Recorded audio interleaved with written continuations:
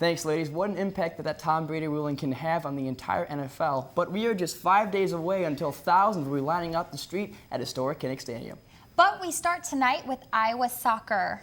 After their rained-out game on Friday, August 28th against South Dakota State, it's been a long 8 days without any action. But what better way to close out their 3-game streak in Iowa City than with an in-state opponent?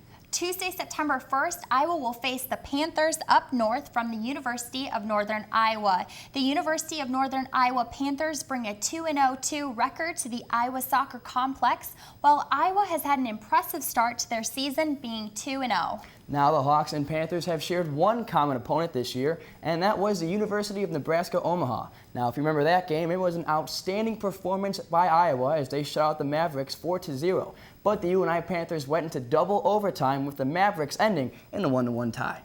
This in-state rivalry has basically been in Iowa's favor over the years. Iowa has never lost to UNI in the 12 meetings they have faced each other. And another huge thing in Iowa's favor is that they've outscored them 36-4, with 9 shutouts being a factor as well. Yeah, and the shutout factor has become a theme for Iowa in their first 2 games, and they are one of 2 teams in the Big Ten alongside Rutgers who have not let their opponent score a goal in the entire season. Daily Iowan TV sports reporter Ashlyn Bauer will be at the game for us, and we'll have that full recap on Wednesday's show. These last few shows have been taking you through the position of the Hawkeye football and what to expect when this Saturday rolls around. Laura Bulanda is standing by to take a look at the defensive backfield for the Hawkeyes. We've been talking about depth on this young Iowa team, and fitting perfectly into that category are the defensive backs. I took a look at the tough competition and who came out as the starting 4. Sean Draper, Maurice Fleming, Anthony Gare, Jake Gervais, Desmond King, Jordan Lomax, Greg Mabin, Brandon Snyder, Miles Taylor. A solid crew competed all summer long to be your Hawkeye defensive backs.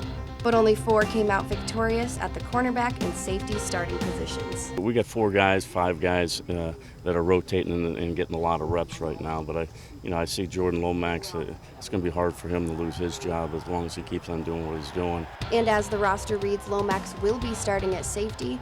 But along with the other upperclassmen defensive backs, he holds the pressure of using that experience. We're probably the most experienced group of the defensive backs, so definitely we have to up our play, and we have to really make plays this year and then just continue to get better.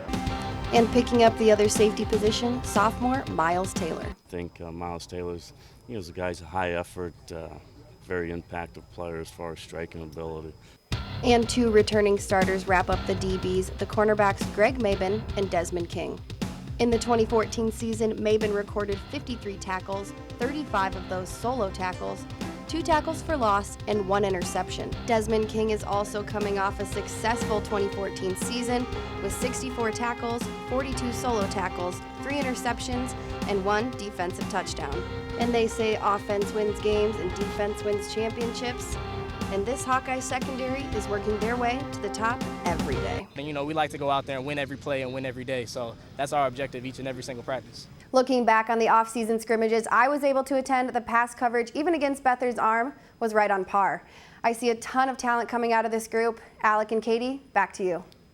The preseason polls for the Iowa men and women's cross-country teams were announced earlier today. The men are ranked 7th in the country, the same spot that they finished in just a season ago, with the women received the 11th ranking and moved up 2 spots from where they finished last season. The Iowa State women's team grabbed the #1 spot on the women's side, and Oklahoma State is the top-ranked men's team. Both the men and women start their season hosting Iowa State, Illinois State, and Northern Iowa at the Early Bird Invitational on Friday at the Ashton Cross Country Course.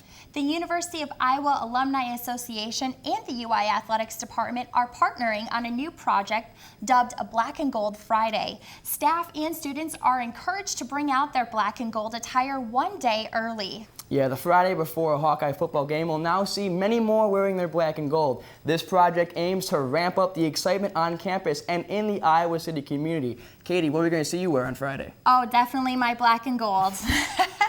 It will be all Hawkeye football tomorrow as Kirk Ferentz will address the media about his team's home opener. Another one of the Phil Parker's defensive position will be under the microscope as Taylor Brooks will fill us in on the defensive line. Megan and Katie, back to you.